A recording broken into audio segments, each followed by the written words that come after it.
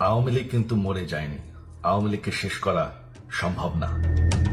স্বৈরাচারী হাসিনা শুধু যে নিজেই চুরি করেছেন এমনটা নয়, তার পরিবার, পরিজন, আত্মীয় স্বজন সকলকে নিয়েই মেতেছিলেন লুটের খেলায়। আর সেই লুটের খেলায় তার সবচেয়ে বড় সহযোগী ছিলেন তার ছেলে সজীব ওয়াজেদ জয়।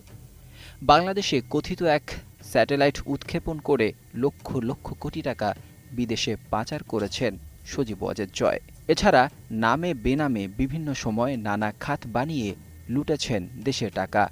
দুদকের অনুসন্ধান তদন্ত এমনটাই বলছে। আর শেখ হাসিনার সেই ছেলে সজীব ওয়াজেদ জয় এখন হতে যাচ্ছেন নিষিদ্ধ ঘোষিত আওয়ামী লীগের সভাপতি। আওয়ামী লীগ হচ্ছে বাংলাদেশের সবথেকে বড় দল। এই পরিস্থিতিতে আমরা হাল ছেড়ে দিতে পারি না। কেএসআরএম শেকড় থেকে শিখরে। একাধিক সূত্র মতে দলের